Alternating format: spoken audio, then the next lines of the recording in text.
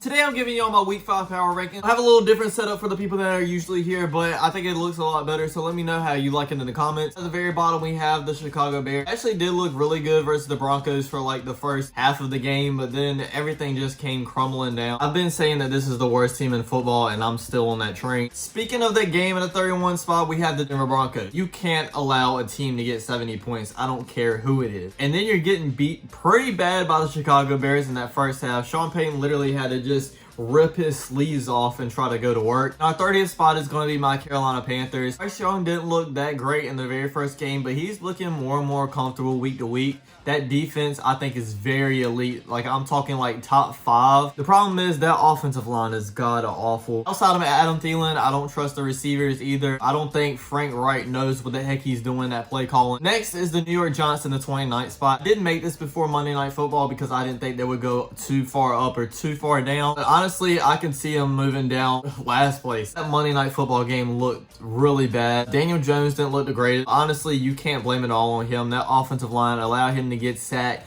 11 times. That should not be happening. Without Saquon Barkley in the lineup, this is easily one of the worst football teams. For the 28th spot, I have the Atlanta Falcons. I do think they could go a lot higher. They have a really good defense. Obviously, they got Bijan Robinson, but just the lack of passing really concerns me about this team. I don't really think they'll have sustained success with Desmond Ridder. I think they're going to have to move on from him. Our 27th spot is going to be the Cincinnati Bengals. I don't know if this is just because of the Joe Burrow injury, and if it is, why not start the backup? I was hoping they'd come back and get back to their normal selves after a win versus the Rams, because that defense actually looked pretty good, but they got blown out by the Titans, and the Titans aren't really that great either. 28th is the Minnesota Vikings. It's really weird to say, but Vikings are probably the best worst team in the NFL. Obviously you have Justin Jefferson, Kirk Cousins.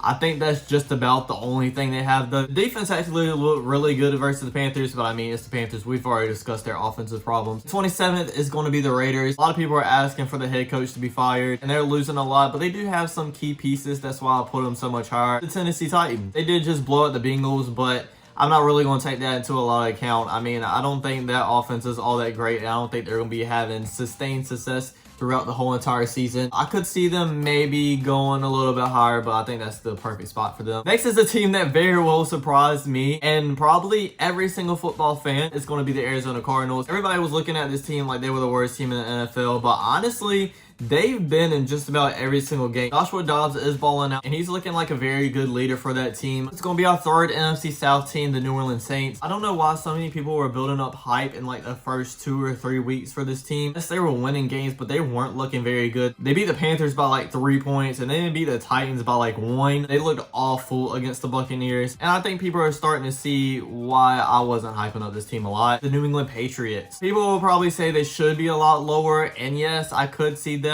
But I mean, Mac Jones is a decent quarterback. I don't think he's going to be there for the future. You have Bill Belichick. That defense is really good as well. They did just get blown out by the Dallas Cowboys, but it's the Dallas Cowboys. They have a really good team. It's the New York Jets. Obviously, they have a really good defense. Everybody was at Zach Wilson's throat asking for him to get kicked out of the starting lineup, but he came out and balled out versus the Kansas City Chiefs. I'm not going to be the person to just overreact to one game. If he keeps playing like that, they'll be much higher on this list, and I think they'll have a chance to make the playoffs. Watch the Commanders. It went toe-to-toe. The defending NFC champion. They honestly should have won that game, but they've really surprised me this season. It's going to be the Indianapolis Colts. Did lose a heartbreaker in overtime versus the LA Rams, but LA Rams are a pretty good team. Anthony Richardson is just looking amazing as long as he can stay healthy. This whole team is just surprising me. Okay, now that I look at this, I don't think this is right, but have the Pittsburgh Steelers. And I know they got blown out by the Texans, but the reason I have them so high, when you have TJ Watt just wrecking the game, it's very hard to put him in the bottom. But with Matt Canada being there and calling the offensive plays, and the offense not looking good whatsoever,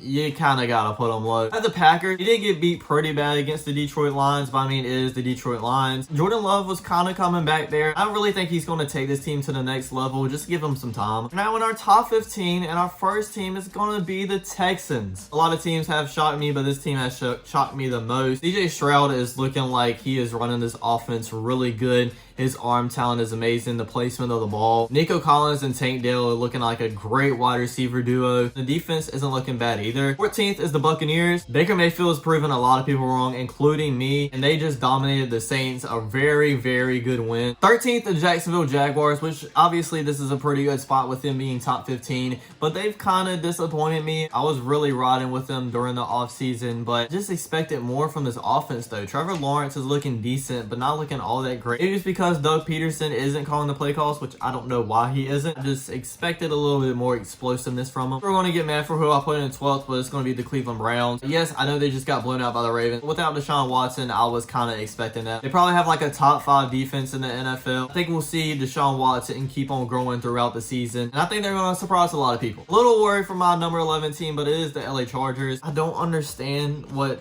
their head coach is doing, but why are you going for it on these 4th downs? Justin Herbert's balling out. Keenan Allen's looking like a top 10 wide receiver. At number 10 is the Seattle Seahawks. Like I said, I did this before Monday Night Football. Watching Monday Night Football now, I might move them down just a spot or two. And I know they blew out the Giants, but mainly because they allowed the Giants to be in that game until Daniel Jones decided to throw a 90-some yard pick 6. And 9th is the LA Rams. I know I said the Texans surprised me the most, but actually the Rams have as well. Stafford is looking like the Stafford that took them to a Super Bowl. The defense is looking solid as well, especially for how young they are. And especially for how young they are, I only expect them to keep getting better. Puka is filling the role perfectly for when Kupp is out. When Kupp comes back, that offense might even look better. And 8th is the Ravens. I just really like Lamar Jackson, and I think he's looking really good this year. As long as he stays healthy, I think they belong in the top 10. 7th, the Detroit Lions. I was expecting them to beat the Packers, but I wasn't expecting them to come in and play like that. Their defense looked really good. Oh my God, David Montgomery looked amazing. I trust in Dan Campbell. I really trust in this team. At number 6 is the Dallas Cowboys. Once again, made a team look terrible. Yes, I know they got beaten by the Arizona Cardinals. Like I said earlier, I don't just judge a team from one game. This game versus the 49ers is really going to test and really show who the Cowboys are. In the top 5 now, the 5th spot is going to be the Philadelphia Eagles. I was kind of concerned about this team. Yes, they were winning games, but it just wasn't looking like the Philadelphia Eagles that went to the Super Bowl. That was easily Jalen Hurts' best game of the season. 4th is the Dolphins. They did get beat down by the Buffalo Bills. But when you score 70 points against a team, you have to be in that top 5. From what they showed in their other 3 games, I think they still deserve to be in top 5. 3rd is the Kansas City Chiefs. Haven't really looked like the old Chiefs in any of the games this year, except for the Chicago Bears. I think Patrick Mahomes will start to heat up at some point. In 2nd place, I have the Buffalo Bills. People were kind of writing them off after their week 1 loss versus the Jets. After that week, Josh Allen is looking like MVP. Run game is really complementing the pass game as well now. Defense is looking great. I think this is the best team all around in the AFC. And in 1st place is obviously going to be the 49ers. Defense is looking really good, obviously a top 5. Brock Purdy's just kind of making the right decisions, which is the only thing he needs to do. He doesn't need to be Superman. Here's my power rankings for week 5, everybody. Thanks for watching, everybody. Don't forget to like, comment, subscribe, and I'll check you guys out next time. Peace.